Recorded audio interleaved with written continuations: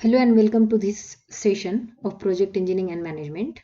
Myself Ashwini Patil from Department of Instrumentation and Control Engineering, MVPs, KBT College of Engineering, Nashik. This is the fifth session, and in this session we are going to discuss PERT and CPM network. The course objective of this session is to apply the basic concepts of industrial organization and management for instrumentation projects, and the course outcome is the students will be able to apply project management skills for better planning, scheduling, execution and monitoring.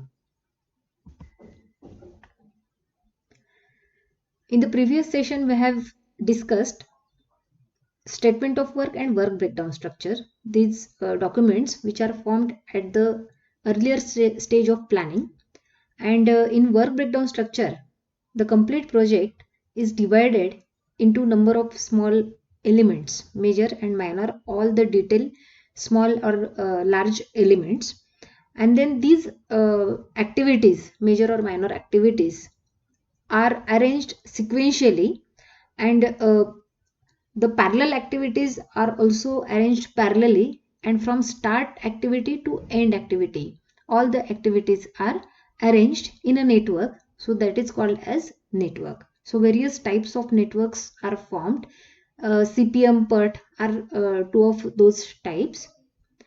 So significance of network scheduling techniques: it forms the basis for all planning and predicting. It provides ability to plan for resources to achieve goal within time and cost. As the project is divided into small tasks, for every task the time required is calculated accurately, and after calculating this time for all the activities, addition of the time of all these activities is equal to the complete time for complete program activity. So this is how the complete time required for completing the project is calculated from this network. It can be used to control one of a kind program. So one of a kind program is similar programs. So optimum use of resources like man, machine, this can be done by using these scheduling techniques. It helps management to handle the uncertainties, time delays. If time delays will be there, so these scheduling techniques are useful to handle these time delays. It provides facts for decision making. It utilizes time network analysis to determine manpower, material, and capital. It provides the basic structure for reporting information. It reveals interdependencies of activities. Interdependency means suppose one activity is dependent on another two activities. So until unless these two activities are not finished, this activity cannot be started. This is the interdependency of the activities. So this from this network, it reveals the interdependencies of the activities. It facilitates what if exercises.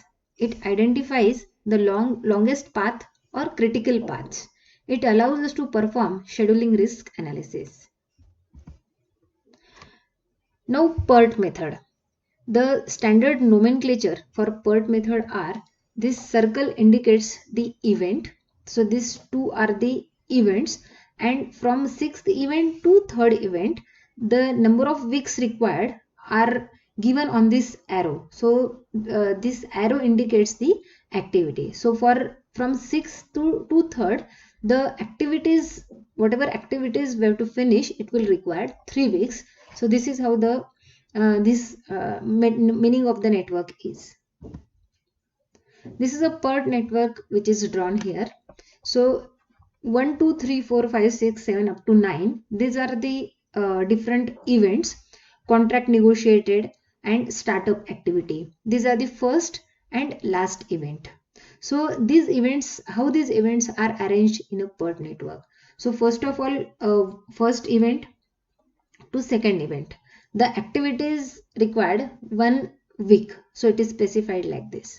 So 3 and 4 events are dependent on 2. Until unless 2 is not finished, we cannot go for 2 to 3 activities and 2 to 4 activities. So it is drawn like this. Now 2, 3 and 5, and 2, 4 and 5, these two path, the activities on these two paths can be parallelly done. So it is drawn on this network.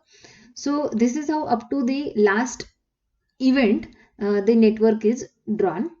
And then after drawing this network, what is done is number of paths are calculated. So here 1, 2, 3, 5, 6, 7, 8, 9. 1, 2, 4, 5, 6, 7, 8, 9. 1, 2, 3, 7, 8, 9. Thus 1, 2, 4, 8, 9. So this 4 paths can be there in this network. So for all these 4 paths, the number of week required are calculated. 18, 15, 13, 8. These are the number of weeks required for all these 4 paths. The maximum number of week required for this particular path, 1, 2, 3, 1, 2, 3, 5, 6, 7, 8, 9. So this path required maximum number of week, and so this is called as critical path. Now why this is called as critical path? So let us first clear in our mind that the critical path is the longest path which require the maximum number of weeks. Why it is called as a critical path? Because any of the activities, suppose 5 to 6 activity, instead of 2 weeks, it require 3 weeks. So the project time get elongated. So instead of 18 weeks, the project will be finished in 19 weeks. So on the other side, if for any other path, if some activity require more number of week, so it is not necessary that it will affect the complete time period of the project, and that's why this longest path is called as critical path. Now slack time. So this, what is the slack time? The earliest date on which an event can be expected, that is TE, and the latest date on which an event can take place without extending the completion date of the project, that is TL. And the difference between this TL and TE is called as slack time. So the time between the scheduled completion date and the required date to meet critical path is called as slack time.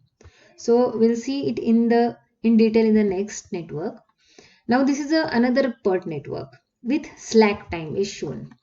In this network, from 1 to 6, to how many paths are there? 1, 2, 4, 6, 1, 2, 5, 6, 1, 3, 5, 6. These are the 3 paths.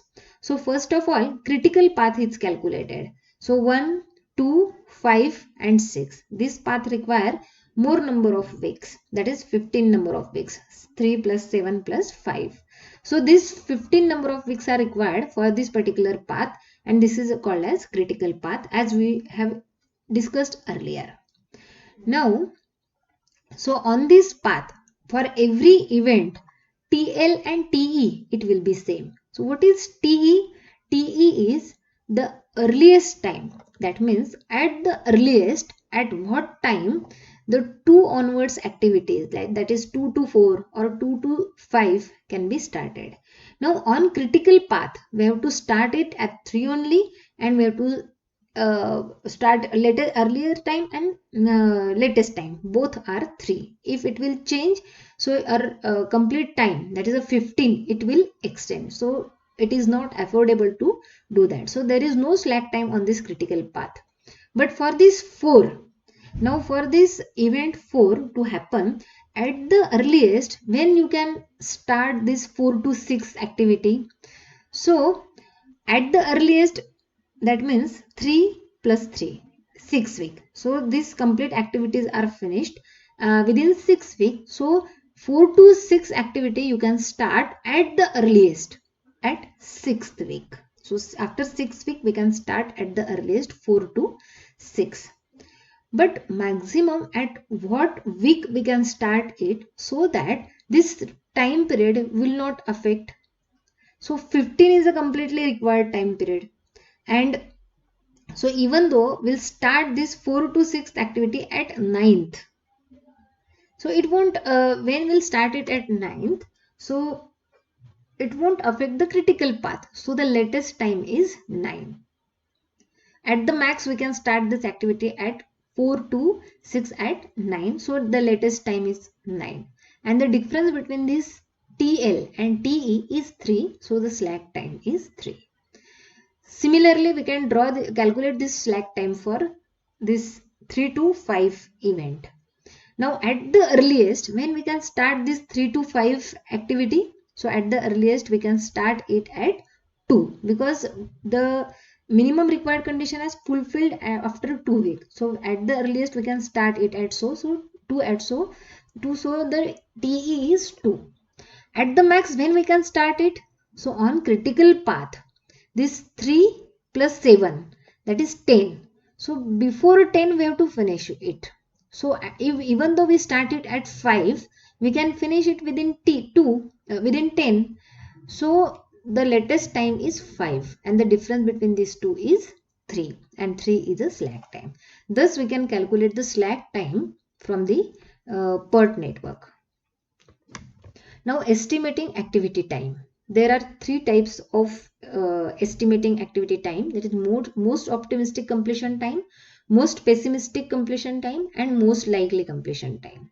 What is most optimistic completion time? So it is assumed that everything without any difficulty will happen according to the plan. Also, if everything is happening according to the plan, it is called as most optimistic completion time. But very rarely this happens. So approximately only 1% of time this is possible. That means in 100 cases, in 100 projects, only 1% of time only this can happen. Most pessimistic time.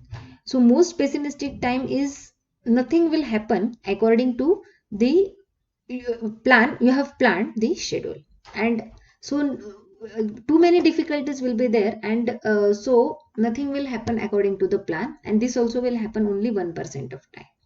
Most likely completion time. This is a time which is in the mind of functional manager, would most often occur. So the functional manager who has the previous experience, or who has some assumption, so according to the functional manager, whatever he think and which occurs most of the time. The expected time between events can be found from the expression TE is equal to A plus 4M plus B upon 6, where A is expected time TE, TE is expected time, A is most optimistic time, B is most pessimistic time, and M is most likely time. So A is most optimistic and B is most pessimistic, and this is most likely time. So this is the formula for expected time. Estimating total program time, which is, this is the standard deviation. For calculating the total program time, we need to calculate the standard deviation. Deviation means plus minus how many weeks or days will be there. So that sigma t is a standard deviation which is equal to B minus A upon 6. Remember these formulas. Now this is a critical path 1, 2, 5 and 6, and this is how 2, 3, 4. So most optimistic time, most likely time, and most pessimistic time. This is a method to show these three parameters, and TE which is calculated. We have learned the formula for calculating this TE. So TE is calculated from these three parameters. So for each activity 1 to 2, 2 to 5, 5 to 6. With the formula which earlier we have discussed, we can calculate TE is equal to for 1 to 2, T is equal to for 2 to 5, and T is equal to for 5 to 6. This is how we can calculate the expected time. After calculating the expected time, again we are knowing the formula for deviation, standard deviation. So for every event, every activity 1 to 2, 2 to 5 and 5 to 6, this standard deviation with the earlier formula we have discussed, these standard deviations are calculated, and the total standard deviation is equal to square root of this 1 to 2 standard deviation square plus square of 2 to 5 standard deviation plus the square root of 5 to 6 standard deviation. So this is how the standard deviation can be, total standard deviation is calculated. It is 1.25 here. So for complete project, 1.25 is the standard deviation. Now statistic estimates of total time in weeks. What is meant by statistical estimates? Statistical estimates means from the previous study, from the previous statistics, if 100 cases we have studied, then it is observed that 68% of times this is the critical time 15 which we have calculated earlier in the network. So 15 plus minus 1 standard deviation. So 1 standard deviation we have calculated in the previous slide, it is 1.25. We can see here this 1.25 standard deviation we have calculated. So 68% of the times critical path time plus minus 1.25%. 25, that means plus minus 1 standard deviation. So 13.75 to 16.25. 95% of the times it happens that 15 plus minus 2 standard deviations. So 12.50 to 2.50. So sorry, 12.50 to 15 plus 2, 15 plus 2.50, that is 17.50 it should be. So 17.50. And for 99% of times 15 plus minus 3 standard deviation, that is 11.25 to 18.75. This is a range. So this is according to the statistical. This could be the standard deviation which may happen in the project. Now the difference between PERT and CPM. Now in the next slide we are going to discuss critical path method, that is a CPM method. PERT method already we have discussed. So differences between these two methods is PERT is used for R&D or development activities. So which cannot be, its fixed time cannot be predicted. In such type of project the PERT is used. And CPM is used where the projects are fixed, like construction project, process industries project. Okay, within what time, within what budget the project will be completed, so that if it is known, so the PERT network, CPM network is used. Percent completion, complete determination is almost impossible. Here percent complete along the activity line can be determined. PERT is event oriented and CPM is activity oriented. Funding is normally provided for each milestone, but here funding is provided as per the requirement. Here at every milestone the funding is normally provided because the time limit is may not be fixed in this case, but here the time is known. So after every week or after every month or after every milestone, funding could be provided in CPM. Not well defined project, well defined projects are there. Organization cannot be predicted. Here one dominant organization is there. Any type of uncertainties may happen. Relatively small uncertainties happen. May or may not one geographical location for the project, one geographical location for the project in CPM network. So critical path method, CPM network is. Here the difference between the PERT and CPM is, here there is a circle which show the activities. So A is an activity here and point 4. So 4 is the time required. It could be month, it could be week, it could be days. Suppose let us consider it as week. So A point 4, A indicate the activity A and 4 indicate the number of weeks is 4. So the network is drawn in this way: activity A, activity B, activity D, activity F, C, E. This way the activities are. This is how the legend is there, nomenclature is there, time required and activity identification. Now here the activities are there, normal time required. This is a normal time required.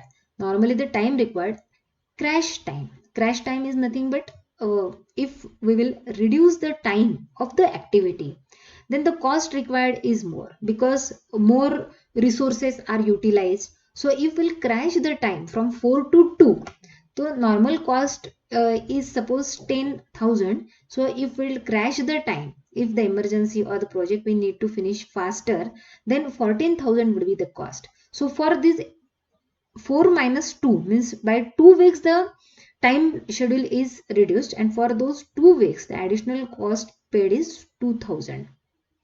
Sorry, 4,000, and per week it is 2,000 because for 2 week it is 14,000 and for per week it is 2,000.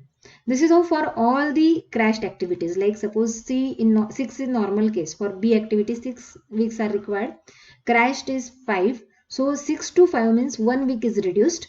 For 1 week, the normal cost is 30,000 to 42,500, means 12,500 is increased for 1 week. So this is how the, if will reduce the time period of the project, we have to reduce the time period for each and every activities. So sometimes it is possible, sometimes it is not possible, sometimes it is possible at very higher cost. So this is how the crash time is nothing but the time which is reduced, and for that the more rate has to be paid. So this is the critical path method. So in this way we have learned, we have discussed PERT and CPM network and differences between PERT and CPM network in this session. Thank you.